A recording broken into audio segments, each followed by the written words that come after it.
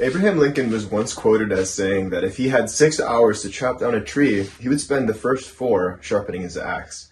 And so on this video, I want to show you exactly how I go about reshaping a tool that's either been misshapen, mishandled, left outside, and how I also maintain my tools on a regular basis, as well as how I regrind a damaged tool. So I'm going to be covering all of these things, including how I sharpen gouges, V-tools, and polish knives. And yeah, all this and more. Hope you enjoy. And I want to start by addressing the setup. In this case, I have a very kind of basic setup with tools that are all less than $100. And I'm going to start with the most basic setup that you can use. That is sandpaper. Now, if you were to take a piece of high quality 3M grit back sandpaper, you could very easily apply it to the surface of any flat object, say a piece of wood, iron, glass, and tape it in place and use that as a means of removing material from a gouge, knife, skew, etc. That is a really effective way of doing sharpening, and the process is generally as follows for me. I tend to start with a 80 grit to 100 grit sandpaper to start, maybe venturing into the 120 grit tools that need less material removed. And this is in the case of a damaged tool or a tool that needs to be reshaped. Then I'll move to a 220, finally to a 320, and then I'll finish on a piece of leather. Now we'll talk about the strap in just a bit, but for now I want to tell you that if you have access to sandpaper, you can do much of the sharpening process. It's a little more time consuming, but it's a great way of sharpening tools. And it's the way that I sharpened my tools for over, 10 years before I got these nicer, higher quality tools. So to kind of move on to alternative options that are kind of in a similar vein to the sandpaper method, we have the WorkSharp. Now, I am not sponsored by WorkSharp. These were gifted to me by the company, and so I figured I might as well do a review of them. These are actually pretty nice. I can't say that I've had the opportunity to use them a whole bunch, as WorkSharp's other product, which I'll show you in a little bit, is very portable, easy to bring along with me in most situations. But if you're a bushcrafter or someone who is doing a lot of carving, or say maybe spoon carving or any sort of axe sharpening, this is going to be a tool of some benefit to you, being that it is a diamond plate. And so what that means is that it is going to remove a lot of material and not wear out anytime soon. That's the major downside of sandpaper, is that sandpaper tends to wear out fairly quickly. So this is great because, as you can see, it has a magnetic attachment here, and that magnetic attachment allows you to take it off and on very easily. So this is a nice product. I'm not exactly sure what the name of this product is, so you can look it up on their website. It basically sits on a bench and allows you to kind of sharpen or dress the tool and graduate through a number of these sort of diamond panels. So another tool that you can use that's made by the same company, which I think is even handier as far as bushcraft or being in an environment where you don't have access to electricity, or maybe you simply don't have the budget for the larger tools. This is a tool that includes a diamond faceplate that is a little bit finer. Of course, it has the more aggressive faceplate here on the other side. And what's really neat about this one is it has the strap built in. So this is really kind of targeting knives majorly because it doesn't have a large wide surface for the gouge to hone on, although you could sharpen a gouge with this tool. This is an ideal tool for bringing with you on a camping trip or a hiking trip where you need to touch up your blades. So this is also an interesting little attachment here. This is used to get the inside bevel of a tool, or possibly a finishing edge. Ceramic is very fine, and it gives you a really nice high luster finish. And that's what we're going for when we're using leather on these strap type situations, which I think that brings us to the topic of a strap.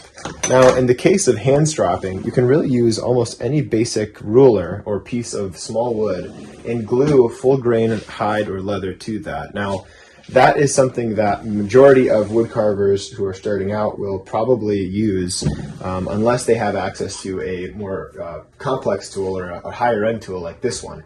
This is the WorkSharp 3000. What's great about the WorkSharp 3000 is that it spins at a low speed and it doesn't burn the tools for that reason. And for one other reason, the sandpaper and leather alike are mounted to a glass plate.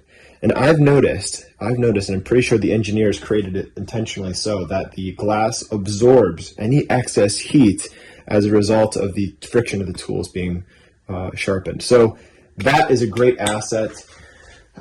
They come with a variety of different glass discs. The WorkSharp 3000 comes with a multiple disc pack in most cases, I'm pretty sure. I bought mine used though, so that's where I say everything is available for $100 or less. This was around $100 used off of some eBay or marketplace type website, and they are readily available. I have looked multiple times and definitely can find them at a decent price. So do keep an eye out for these WorkSharp 3000s online. They are excellent, excellent tools.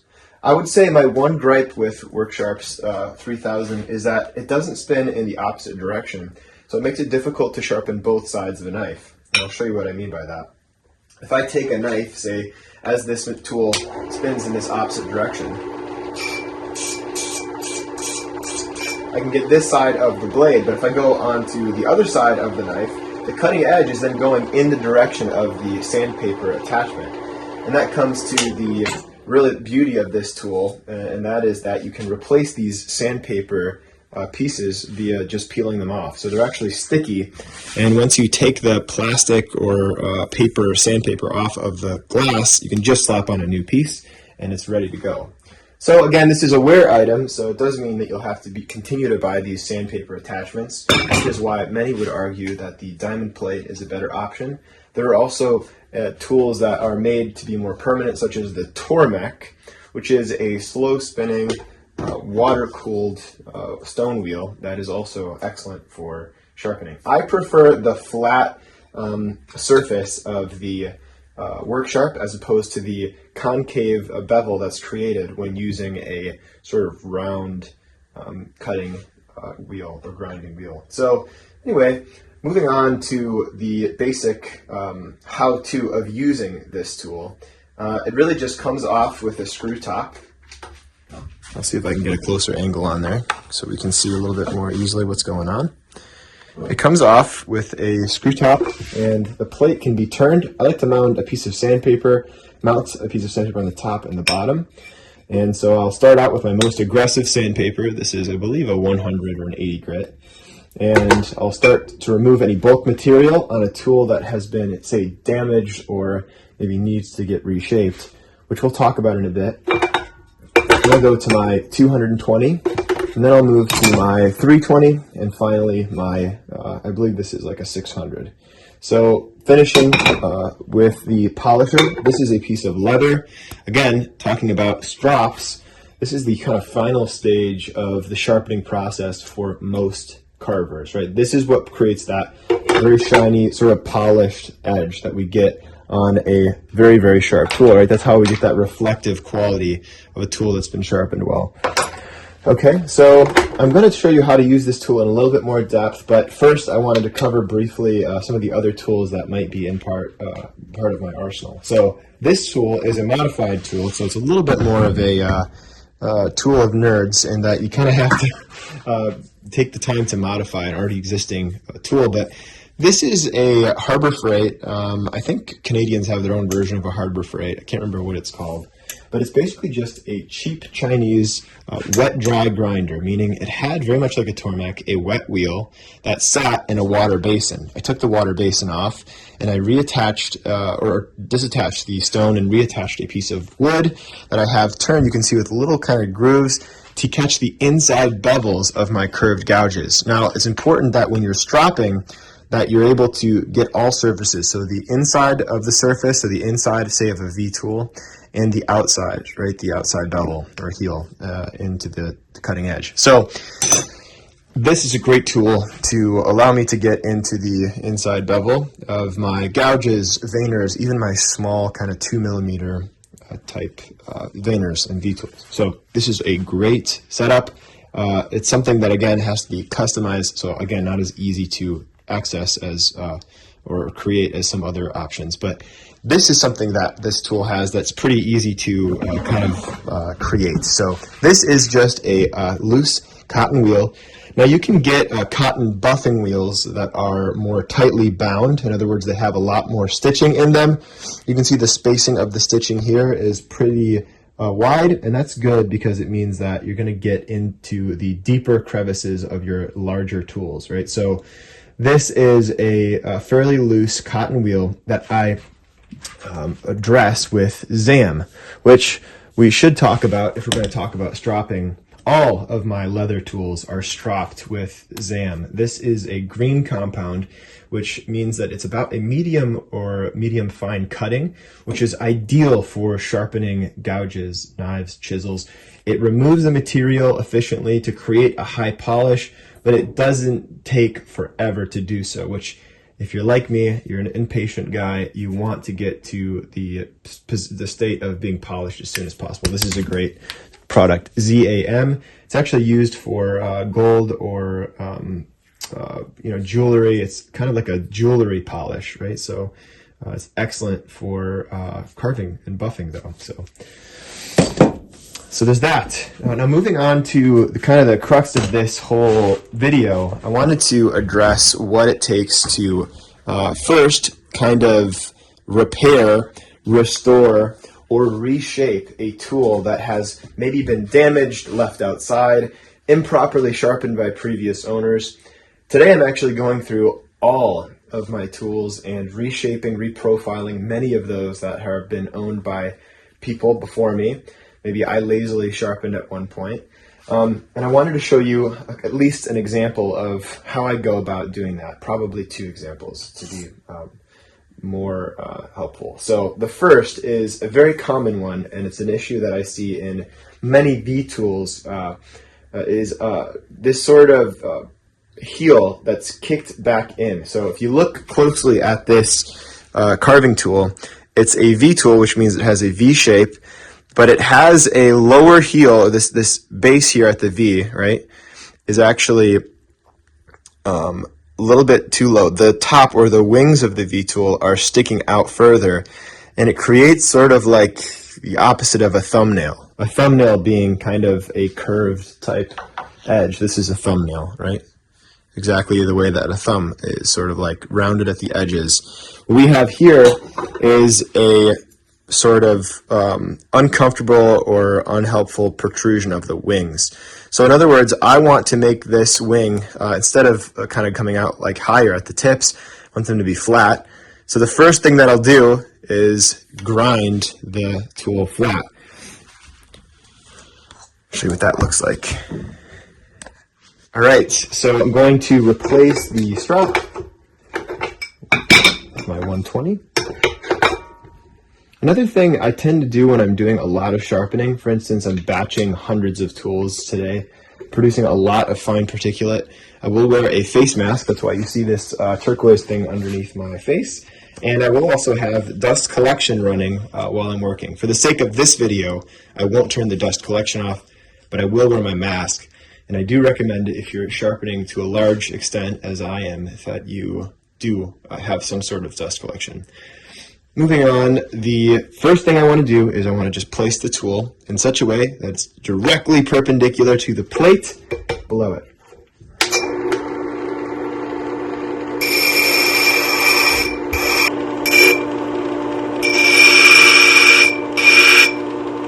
Alright, so already we're much straighter than we were before. If we look at the angle, the wings are not sticking out quite as much, but we're not all the way there.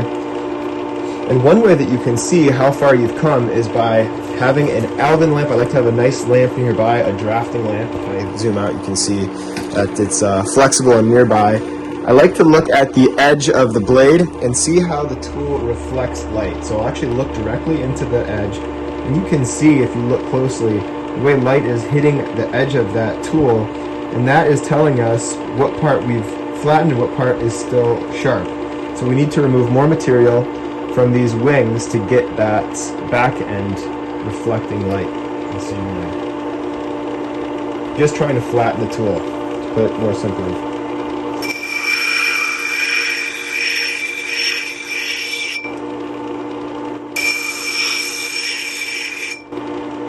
Alright, let's see how that looks. Yeah, now I'm seeing that light all the way through the entirety of the V. So the base up to the top, light is reflecting off of that, like the dirt off of it. So that's good. And this is where we sort of talk about the importance of grind angles. Now, am I going out there with a protractor or a measuring tool and figuring out the exact angle of each tool? No, I'm not. But do I have a basic idea that the angle or bevel of the tool, which is this kind of cutting part here, this sort of flat plane here that's reflective, that's our bevel. I do want it to be somewhere in the range of, say, 15 degrees, to maybe 18 degrees. Now that sounds like a pretty small window, but the main thing to remember here is that we don't want to have too aggressive of an angle. So we don't want the cutting angle to be anywhere near a 45, of course, right? That's not going to do anything. No one's doing that. But we don't want to get 30, and even 25 and 20 might be a little bit too steep of an angle for the cutting edge. So it's helpful when you're sharpening your tools to try and maintain a 20 to 15 degree cutting angle. That's especially helpful if you're carving in softer woods. You're able to get away with a little bit of a lesser grind angle because rigidity is not as much of a factor to consider. So anyway, back to the V-tool. I'm going to kind of approximate something like maybe say 15 degrees or maybe a little bit greater, maybe 18 degrees, by using a comfortable hand position here. I'm using my right hand as a stabilizer. My left hand, in this case my non-dominant hand, as a stabilizer, and I'm using my right hand as of course, the primary way in which I'm holding the tool, and then an anchor. So look at how my ring finger is actually positioned up against the tool, stabilizing the tool, and my non-dominant hand rather is positioning or applying a certain degree of pressure on the tool. So I'm trying to maintain a slow angle. So what we're not looking for is this. We don't want like a 30-degree angle. We don't want a steep angle. We want it to be nice and low to the tool. Let me see if I can lower this just a bit more, and you can see exactly what that angle looks like. There we go. All right. So there's the grind angle that I'm looking for, something like that. So I'm really going to try to avoid spending too much time on one side. And with a V-tool, the trick to sharpening a V-tool is I want to try to spend an equal amount of time on the left wing as the right wing, right? So that's this part as opposed to this part. And I don't want to lift the tool off at the center. I want the center to make even contact with the tool as it passes over to the other wing, right? So one wing over to the other wing. Notice how it's not lifting. I also have a bowl of water nearby, and that is to cool the tool down in between passes. Every 2 or 3 passes, I will dip in the water, and that is to maintain the temper. The temper is what makes the steel the proper mixture of hardness and durability or malleability. Those are both important in a nice tool. A tool that's too hard will be brittle and won't hold an edge properly, but a tool that's not hard enough will dull far too quickly. So you do not want to mess with the temper of the tool, and therefore you want to make sure and cool the tool off as you're sharpening.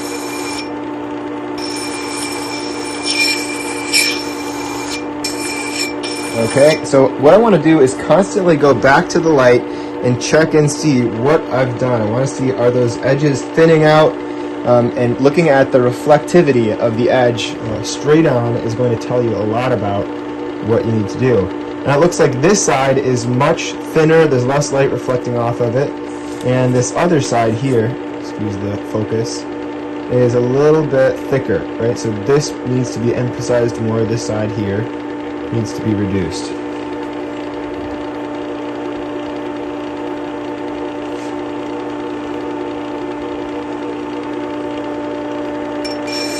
So that means I'll spend a little bit more time on the right wing, the side that's thicker.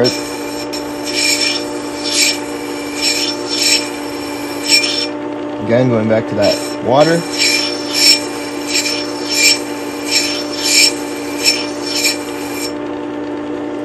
Once again, checking the way light reflects off of it. It looks like we've got a pretty even reflectivity now. I'm not seeing too much of an obvious white line in either of them, which is good. So we want to make sure that it all goes away. I'm seeing a bit more on the edge here. And so once that kind of white reflective line of the edge goes away, we know that we've removed enough material to move on to the more finer stones or finer sandpaper attachment.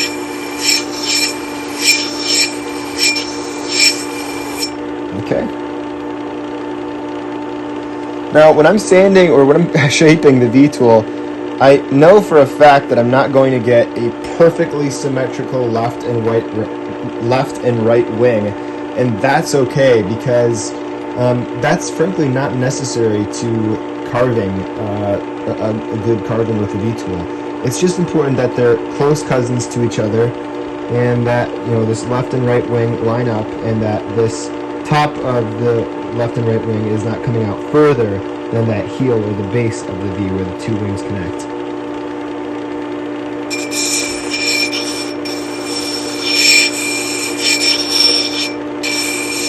And actually, I don't even mind if the top of the left and right wing sort of rounds over a bit. I'd rather it sort of round over a bit than it be a stark edge and be far forward. So I have a fair degree of tolerance for mistakes in terms of the edges not being perfectly straight. It will not affect the cutting edge all that much.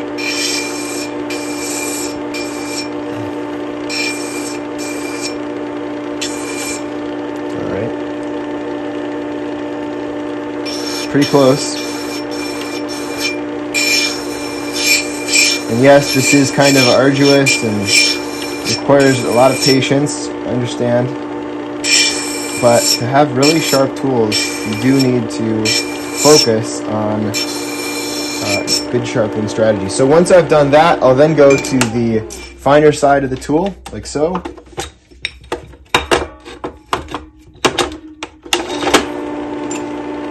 I'll address the finer,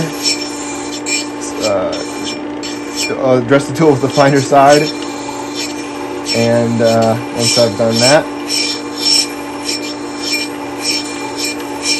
now I could go from this right to the strop if I want to be lazy. It's actually not a terrible mistake. In fact, often if I'm going through a lot of tools, I might go right from my 220 to the strop. But it is ideal, however, to go to the next finest cutting or sandpaper because it's going to give you a much more durable edge in the long run. So then I'm going to that finer 320, or actually this might be a 400.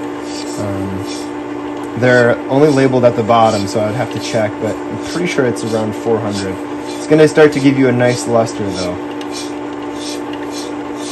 Okay, so that's our luster. Our tool. Let's see if I can get that. Yep.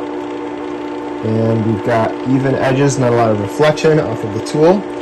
And that is ready for the strop. Now let's take this to the strop. All right, so coming to the strop, I've got just the two kind of things I described earlier. We've got the turning, the pine wheel, and we've also got the cotton wheel. And I'm going to start with the pine wheel. I turned this on a lathe. I don't know if I mentioned it earlier, but I turned it on a lathe, and it is just made of cheap pine that is dressed with Zam. So I'm going to apply a little bit more Zam just to make sure after I've put my mask on. Because again, this will kick up a lot of dust.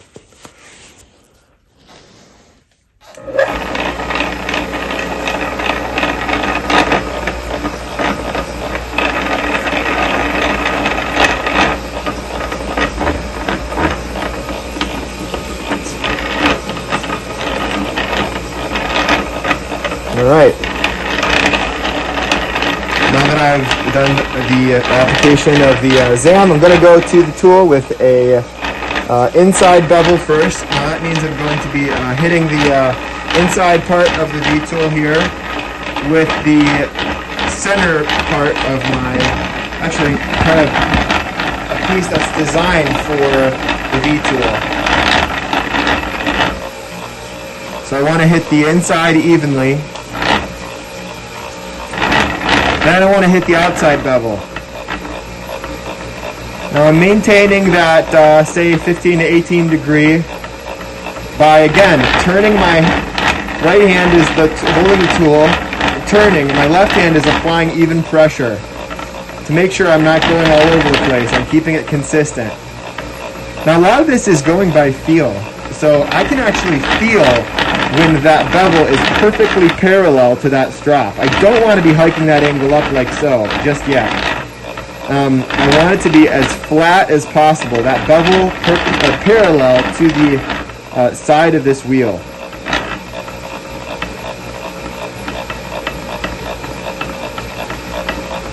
Okay.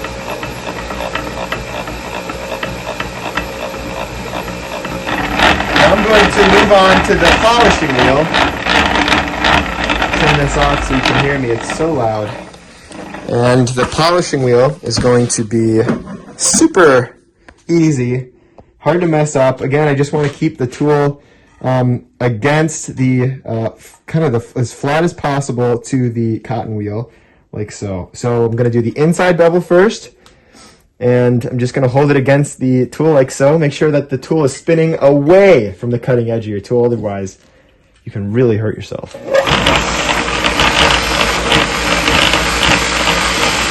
All right. So I'm doing the outside bevels on both wings and then the connecting part in the middle. It's actually helpful to think of the V-tool as two flat chisels connected by one veiner, right? So it helps you to avoid misshaping the tool too much. Now, of course, looking at this, it's not beautiful. I've got one side a little bit rounded more than the other, but the important thing is that these wing tops are not going to be cutting the wood before the heel is, and that's my main problem with the tool. So this is nice and sharp and ready to go. A way that you can test your tool before you set them aside and move on to the next is having a nice piece of wood. I like to keep a piece of basswood or butternut, something that's fairly soft but that represents woods that I might carve in. And I like to carve into the end grain, so I'll show you what I've got here. Just a piece of wood block that's standing nearby. I'll grab it. You can see I've tested it on a bunch of other tools today.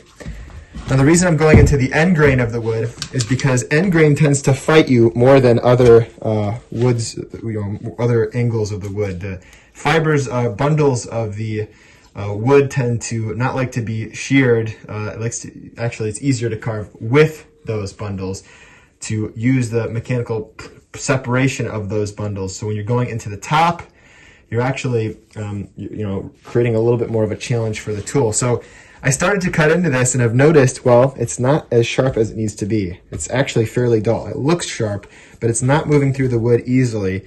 And that is because we've got a bit of reflection. Let's see if I can catch it.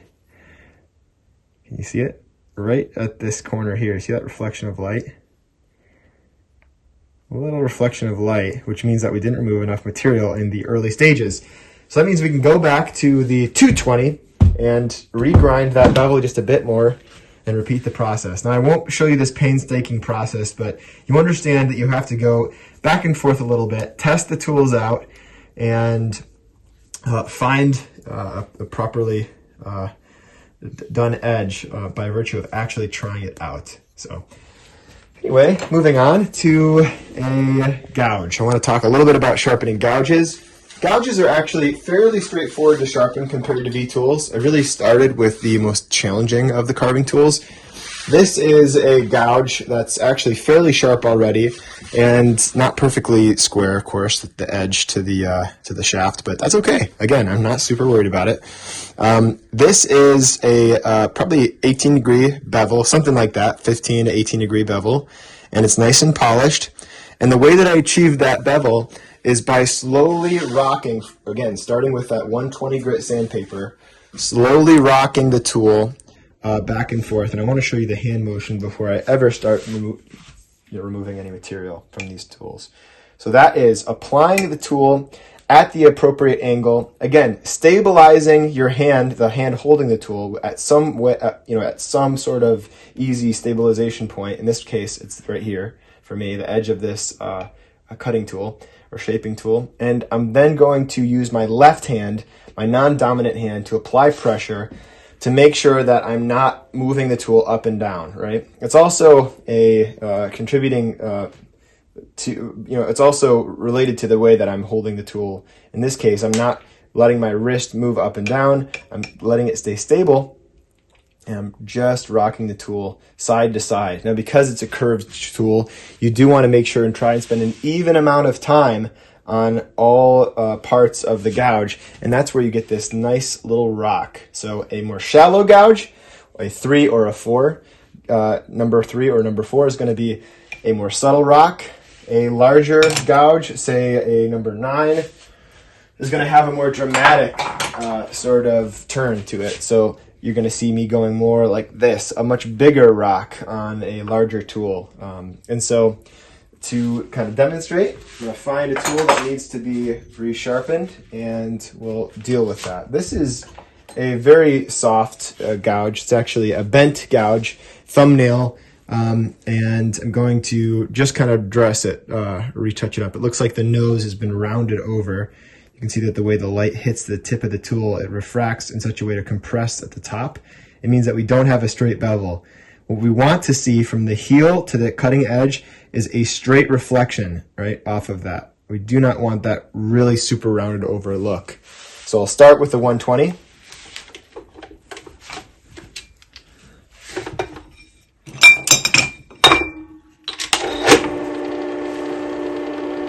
Try and find an appropriate grind angle.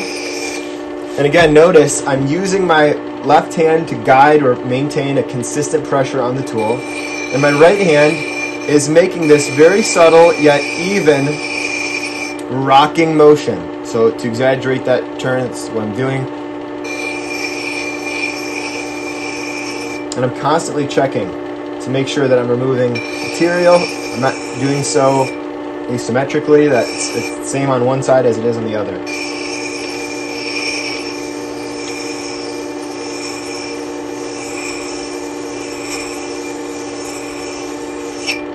Back into the water. Back into the water again.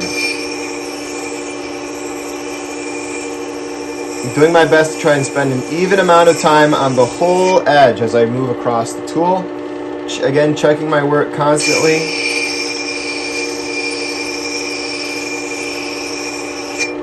All right, we're looking good there.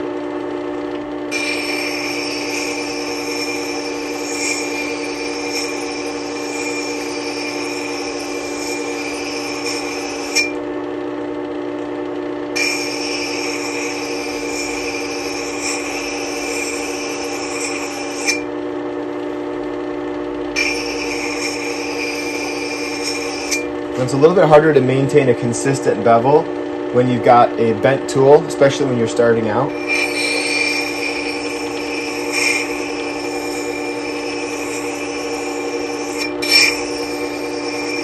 And in some cases, I'll actually turn the tool perpendicular to the spin of the cutting or shaping sandpaper wheel, and I will rock the tool like so. That's going to give me a little bit less of a up and down or an opportunity for me to roll over the bevel of the tool.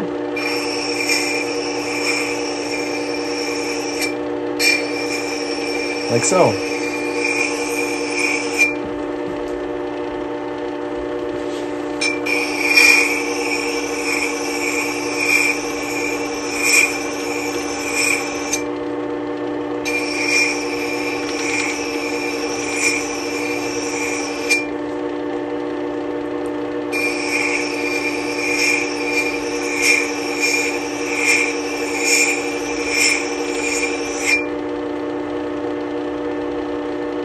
All right, so now if I look at the reflection of the edge, you're not seeing that roll of light, right? As I move it up and down, you're not seeing the light compress and sort of refract off of the top in that dramatic way. It just reflects across the tool evenly. That cutting edge from the top of the cutting edge to the base of the heel right there. That's what we're looking for. Now we can move on to the finer side.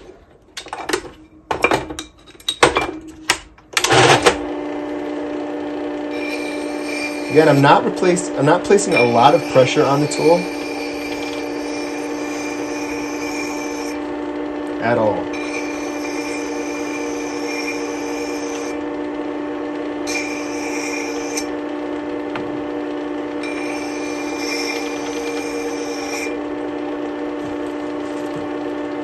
It's important to have nice lights nearby, good lighting, preferably a articulating lamp is good. That way you can change the angle of the light, move it closer to your project. It's really nice to have.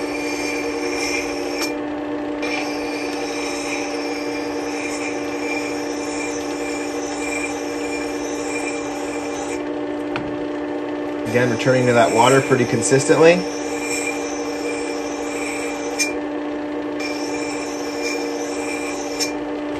That's looking pretty good.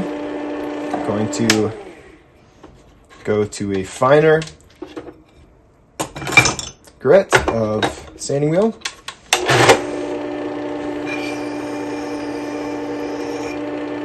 Concluding it there as far as removing material goes. And we'll move to the strops.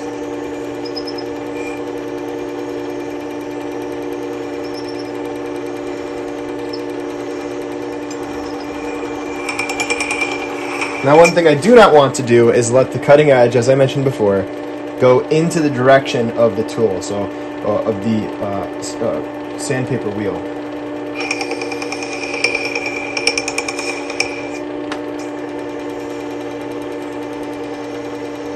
All right. Looking good. We've got nice, very little reflection, rollover, which means that we're doing the job properly. Then we can come over to our polishing wheel here. Again, I'm keeping it perpendicular, or parallel to the bevel that we've created. So that means we're going to keep it flat as possible against the turn of the flat of this wheel side here, like so.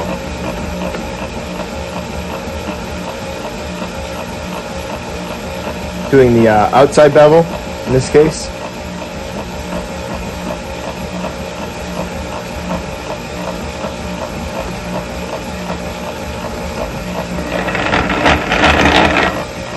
And then the inside bevel. I'm doing the inside bevel on the turn of my polishing wheel edge here. But again, you could use a buffing wheel to get the inside and outside edges here, like so. I actually know a handful of excellent professional carvers who don't use a power strop like this or like the work sharp, and they do most of their stropping on the buffing wheel. So this could be an unnecessary extra step for you. Going to the polishing wheel.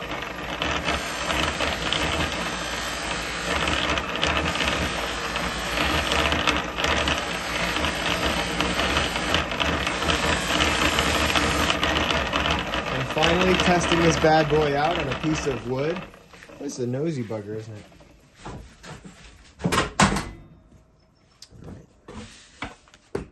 Let's try that out.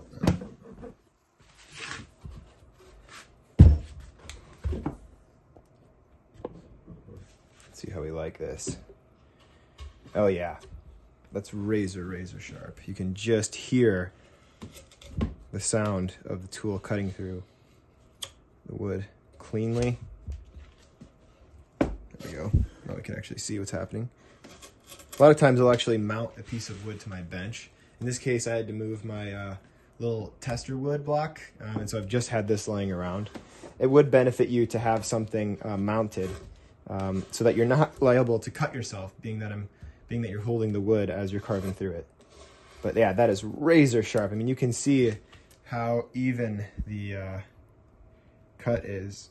And when you have a really sharp tool, you'll almost have like a polished cut. You almost see that it looks almost like polished. And so that is razor sharp. Razor sharp. Yeah. All right, and finally, moving on to knives. Excuse me. Wow. Knives are a bit of a trick. Again, we talked about how the work sharp is not fully equipped to fixing, knives or sharpening knives because it only gets one side of the bevel. I'll show you on my, this is a Murphy knife. It is made in the USA. I believe it's R. Murphy. I can't remember. Made in Massachusetts. But this is a very common beginner knife. Looks like it's got some mold on it from being left outside. But either way, it's not particularly sharp. It's just out of the factory packaging and it needs to be polished and honed. So what I'll do in this case, I'll actually use my wood wheel setup to polish it. I can show you that really quickly, and then I'll show you how to do it with kind of an at-home tool if you don't have the tools that I have. So I'm just again going to find that bevel and keep it as flat against that bevel as I can, drawing it toward me like so, pulling it away from that wheel because this surface is not perfectly even. It's been pressed on by gouges for years, so I want to pull it away to get a nice even polish, like so, all right? And the same thing on this other side. Trying to maintain a flat bevel, again using my right hand to hold the tool and my left hand to really apply the pressure to the blade and keep that nice and flat, that bevel, which is the part that we cut away, nice and flat against that wheel. Okay, and now one thing that I like to do in some cases with a nice knife is I'll actually create what's known as a micro bevel. Now you can create a micro bevel pretty easily just by hiking up the angle of your tool as you're finishing out the polish, right? You can also do this on a fine sandpaper. What that means is if I'm holding the tool perfectly parallel to the bevel, parallel to the from the bevel to the polishing wooden wheel, I'm actually going to turn the angle up just a little bit, like so. So I can zoom in and really show you what I mean. So instead of just being parallel, I'll turn the angle up just a little bit and let it pass on both sides of the wheel at that angle just a couple of times. And that's going to give me a really fine micro bevel, and it's also going to make the tool a little bit more durable. There, you can see that already, that reflection of the micro bevel.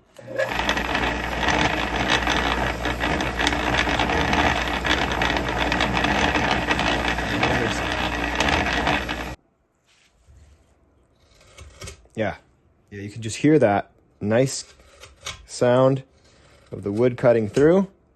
Now you can tell if a tool has been properly sharpened by the trail that it leaves behind.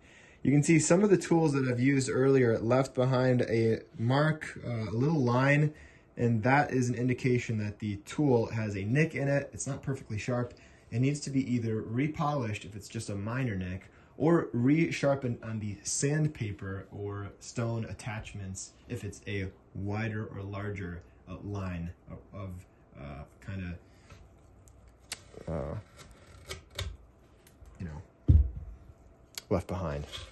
So what I'm seeing here is that things look pretty good.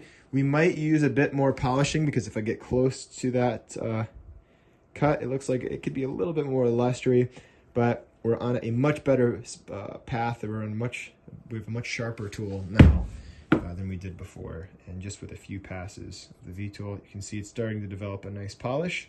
With a little bit more time, we have an extraordinarily sharp tool that's ready to do all kinds of whittling. So I'm going to continue to work through these tools. I just wanted to show you kind of some of the basic steps that I use to sharpen my tools. Now, if you didn't have the polisher that I had and you had a tool that needed to be honed, again, to use the work sharp, you can very easily find the flat of the tool, like so, and just draw it across the leather. by pressing even amount of pressure. You can actually use the same hand that you're holding the tool with to apply the pressure. That way it's not hiked up the angle. You don't want the angle to be too high, right? Like so. You want it to be flat against the leather. Draw it across. Now this also has had green honing compound or buffing compound applied to it already. And one of the ways you can see is if it's actually working is by looking out for the black lines or streaks of removed metal that's left behind from you pulling the tool away. So make a few passes like so, and then finish by hiking up the bevel just a slight bit to create that micro bevel. Just a couple passes like that. You really do not want to overdo that micro bevel. Keep it nice and flat. And that should be fairly sharp. Let's give that a shot. Pretty good. Needs a little bit more time, but cutting pretty nicely. Anyway, a little more time with that polisher and we'll have a great tool. Thank you guys so much for watching. I hope that this was informative. If you have any questions or if I left anything out that's relevant to you, please reach out in the message or comments below. Thanks again.